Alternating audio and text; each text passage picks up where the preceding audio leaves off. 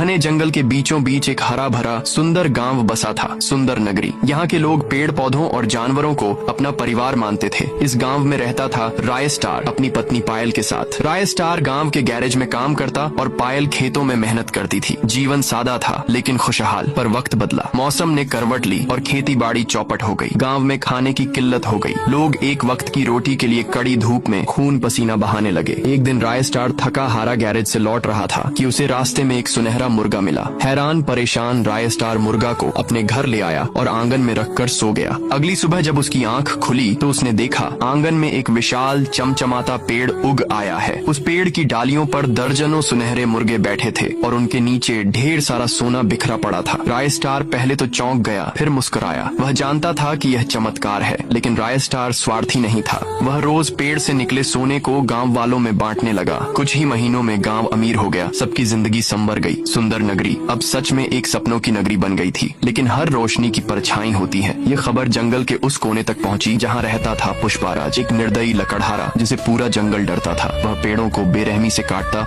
और अपने स्वार्थ के लिए प्रकृति का खून बहाता। जब उसे सुनहरे मुर्गों की बात पता चली तो उसकी आंखों में लालच की आग भड़क उठी। उसने जंगल के पास एक ढाबा खोल लिया ताकि हर गतिविधि पर नजर रख सके। रातों रात सुनहरे मुर्गे गायब होने लगे। असल में पुष्पा उन्हें पकड़कर मार डालता और खा जाता था। कई महीने बीते, राय स्टार कुछ समझ नहीं पा रहा था। फिर एक दिन पुष्पाराज अपने गुंडों की फौज लेकर जंगल पर टूट पड़ा। उसने पायल की हत्या कर दी, कीमती लकड़ियां और मुर्गे लूट लिए और पूरे जंगल को उजाड़ दिया। राय स्टार जब लौटा तो वह मंजर देखकर उसका दिल टूट गया। सामने पड़ी पायल की लाश और उजड़ा हुआ जंगल उसकी आत्मा को चीर गया, लेकिन वह टूटा नहीं। उसने बदला लेने की कसम खाई। अगली सुबह राय स्टार ने जंगल से 2 विशाल खतरनाक डायनासोर बुलाकर पुष्पा के राज्य में भेज दिए। उन दोनों ने राज्य को तहस नहस कर दिया। पुष्पाराज फिर एक रात जंगल में आया राय स्टार को खत्म करने। वह बोला, आज तुझे भी पायल की तरह गंदी मौत दूंगा। तभी तेज बिजली कड़की और दोनों के बीच एक भयंकर युद्ध छिड़ गया। आखिरकार राय स्टार ने पुष्पाराज को जमीन पर पटक दिया। वह मर चुका था। सुबह की पहली किरण के साथ जंगल में फिर हरियाली लौटने लगी। सुनहरे मुर्गे फिर पेड़ पर लौट आए। राय स्टार अब जंगल का राजा बन चुका था, एक ऐसा राजा जो अपने लोगों की रक्षा करना जानता था।